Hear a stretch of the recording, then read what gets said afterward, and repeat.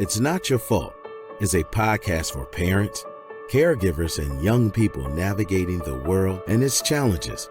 Here's your host, Brandon Jones. Greetings, everyone, and welcome back to another installment of It Is Not Your Fault, a teen mental health podcast. I am your host, Brandon Jones, and in today's episode, we are talking about something called digital well-being. Digital well-being. I've referenced this in a few podcasts over the last few weeks, and today is going to be our official introduction to this topic because it is going to be something that I almost can guarantee you're going to come across here in the new year. You're going to come across this thing of digital well-being. It is kind of sweeping the nation when it comes to all things education, social services, and the mental health of young people is this thing of digital well-being. As you all are aware, we have learned a ton about how mental health is impacted by social media and how addictive screens have been. And we've talked about things like screen time, and we've talked about things like anxiety and how that is impacted by social media. And now a response has come, and that response is called digital well-being. And it's something that it's more known in the professional spaces that work with young people, not as well known in the spaces of just common or lay spaces, as we say, with parents, caregivers, things of that nature. But it will be. It's going to be one of those household things that you hear about. You're going to see it on news. You're going to see it in magazines, and you may even hear about it when communications are being sent out from your children's home or from your children's schools to home. You're going to learn about this thing called digital well-being. And the reason for that is we have come across a lot of startling information when it comes to the impacts of social media on children. I have a couple of stats that I'm going to read off to you from an article that came out recently that kind of highlights the alarming nature of how social media impacts the lives of young people and their mental health. So in 2024, 80% of parents tracked their children up to 16, and that was increased from 16%, which tracked their children's activity online in 2016.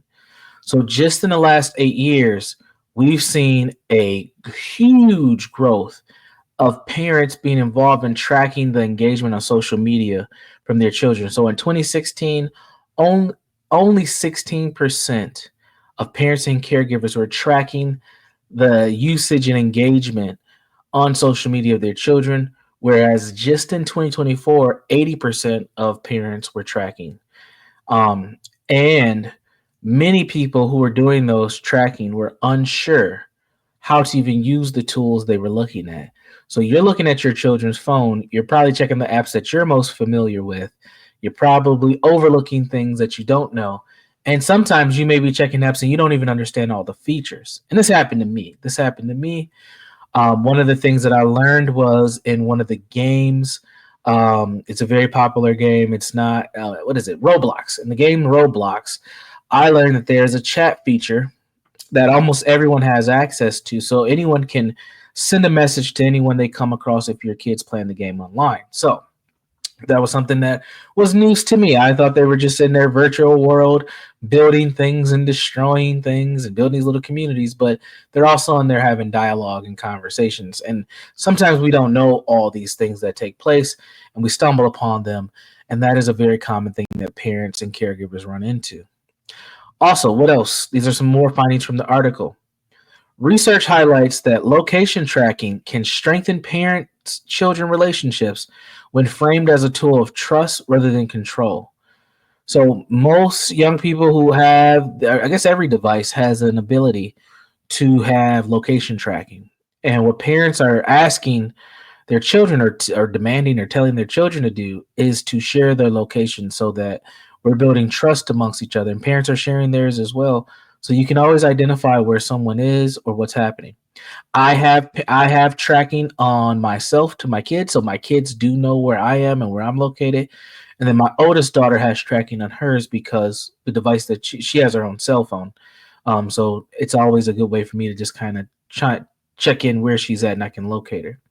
Now, does this provide 100% safety? No, but it does provide some reassurance that you have an idea of where your child is or where your child has been. And then the other finding from this article was, as children grow, reduced tracking fosters trust and autonomy, especially since college age students often perceive tracking as over controlling. Now we're talking about people that are a little younger than college age, but that's where the patterns and the habits are developed. So we have to keep that in mind. Is this is where it starts.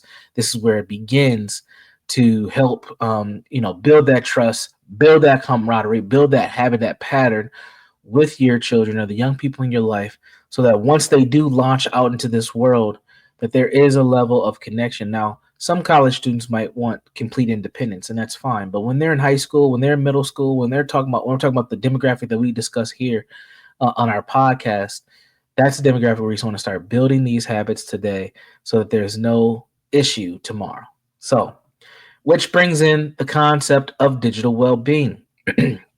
Now, we digital technology is woven into every aspect of today's life, and the lives of young people. I know that in order for me to check what's happening in my kids' school, what's going on with their grades, I have to log into a portal. I have to log into a portal. And I can email the teacher, but the teacher is very busy, and they put all the information in the portal. So sometimes, depending on what I'm asking for, the teacher may say, "Hey, this information's in the portal. Here's a link." They might just respond in that way. And instead of being frustrated or disrespected, it is a part of my agreement for my child to go to the school that I am checking my child's portal. So I understand it. This is where we are. So whether young people are using this technology for education, entertainment, socializing, or just even self-expression, one of the important things that we need to know is, however they're engaging, it's having an impact in their lives. And that impact isn't always negative, but it definitely can be, which means we need to pay attention to it as parents, caregivers, and people who work with young people. So while technology offers an immense benefit, its overused or misuse can lead to challenges such as anxiety, sleep deprivation, and difficulty managing people's emotions. And we're seeing this over and over. One of the things that has increased pretty significantly over the last few years is the amount of suicidality or just thoughts of harming, self-harm, especially amongst girls, is increased very significantly, and we can make correlations that increase is due to the involvement of social media. But what is this thing called digital well-being, and why is it important? Why am I introducing it to you all today? Digital well-being refers to maintaining a balanced relationship with technology that supports mental, emotional, and physical health. So we're talking about finding a balanced relationship with technology that supports mental, emotional, and physical health. The technology isn't going anywhere, folks. It is here, and it is getting scarier if you're someone who doesn't use it all the time. But that doesn't mean that we should have fear and run away from it. We have to learn how to utilize it and engage the young people in our lives who are utilizing it on a daily basis. So, mainly, what this means is that we need the young people in our lives to be able to use the technology as a tool rather than allowing it to dominate who they are. We want them to use the tool. We don't want the tool to use them. We also want them, the young people, to recognize that screen time can and often does cause harm when it is overused, right? It can increase stress, it can disrupt sleep, and those things are important. So parents have to start installing and practicing healthy habits around that screen usage. In my house, there's a certain time screens are off, they're turned in.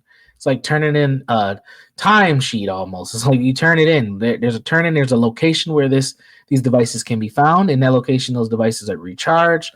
They're disconnected from the internet.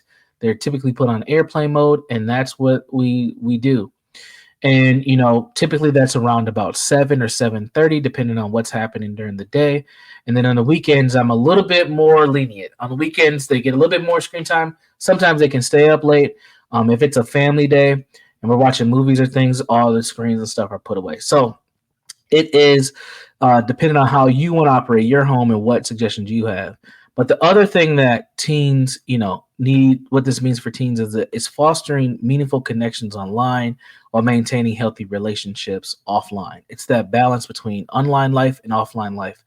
And sometimes that balance is overlapping. And sometimes, there's no difference between online and in person. And a lot of the people that they know in person, they're engaging with online when they're not actually together. So there's this consistent connection that is happening that's different than other generations from the past, but it is what we see today. So how do we help them maintain that level of healthiness, both online and offline? And that's really the key to digital well-being. So why does this matter right now as we get to, and I'll give some strategies before we get out of here today. But why does this matter as we look into the new year and beyond? Well, increased screen time is happening. Right now, teens are averaging between 7 to 9 hours of screen time a day. 7 to 9 hours of screen time in a day. Now that may sound insane. It may be like, what? How is that even possible? But think about it. They're on screens at home, they're on screens at school, they're on screens in the meantime, in between those times. Sometimes they're on screens even with yourself. That time adds up, right? So that 7 to 8 hours of daily screen time is definitely serious. And sometimes that doesn't even include the schoolwork, right? When school's out, that those hours maintain the same and they may not actually be doing work. What this does is it can lead to burnout, and it can lead to poor sleep hygiene for young people when they have that much screen time. Young people are on way more screens than other productive things that they can be doing throughout the day. So the social media pressure is another one of those concerns. Platforms like TikTok, Instagram, Snapchat, they all amplify these issues that we have in real life: bullying, cyberbullying, body image concerns, comparison culture, hustle culture. These are all things that show up in those spaces as well.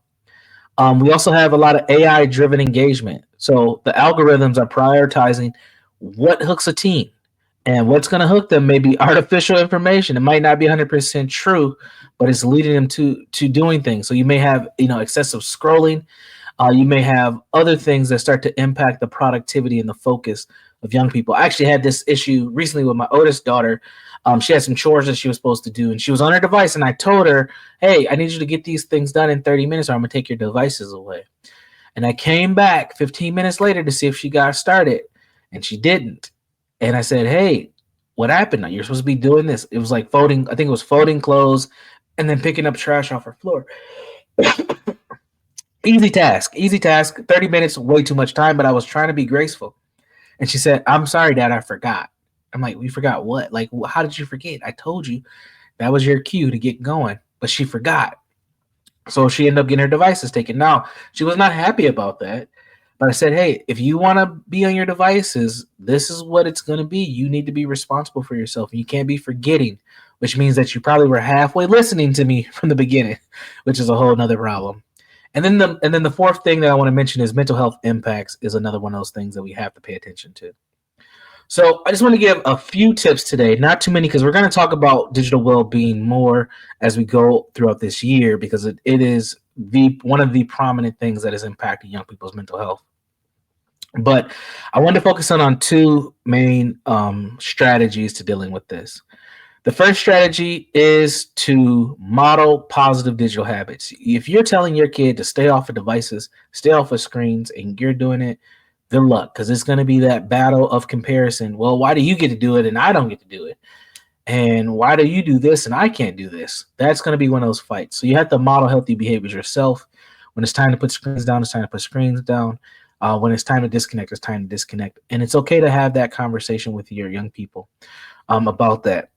And then the other tip I want to give just for today, and again, we're going to have more as we go, is stay informed with the new tech trends. I mean, so many parents, caregivers, and people who work with young people, youth workers, who don't know what the new apps are, what young people are focusing on, the language, the lingo that they're using.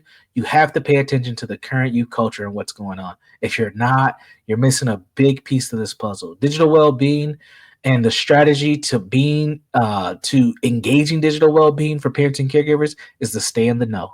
You have to know what's going on. If you hear about something, you come across something, look at your kid's phone. Watch them as they're on there. They'll show you the apps. Ask for the phone, and then scroll up and look at all the windows they have open, because they never close their windows. It's all right there. So pay attention to the trends and then also model healthy behaviors. These are two things you can do to help the digital well-being of your child. All right, I just want to give some quick things to introduce this topic. Like I said, we're going to address this a lot more this year. So don't be afraid of the technology. Don't be afraid of the screens. They're not going anywhere. They're here. So you have to do your best to engage them and make sure that the young people in your life are engaging with them in a healthy way. So with that, I'm going to leave you with that. Like I said, we'll come back to it. If you have questions or if you have scenarios and you want me to address them on the podcast, there's a few ways that you can get a hold of us to do that and to ask those questions or even sometimes get those questions answered. The first way is to connect with us on Facebook. All you have to do is go to Facebook and search It Is Not Your Fault podcast in the search engine, and we'll pop up. Go ahead and like us, follow us there. You'll get tips like the ones I shared today, news articles and previous episodes, all in that space. That's on Facebook. It's Not Your Fault podcast. Come on over and connect with us there today. The second place is my own personal website, which is jegna.org, jegna.org. If you want to connect with me or if you want me to come out to your kid's school, the school district, or your organization, whatever the case may be, this may be a positive and good place for you to connect with me right there at jegna.org. That's jegna.org. And then the last place to find not just myself, but other great podcasters who are giving great information.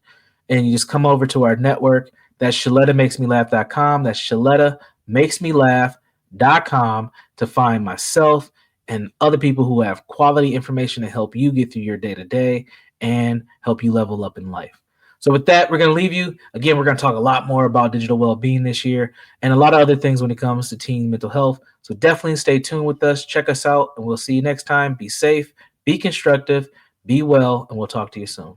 Peace. To check out previous episodes of It's Not Your Fault or to learn more about Brandon Jones, log on to ShalettaMakesMeLaugh.com.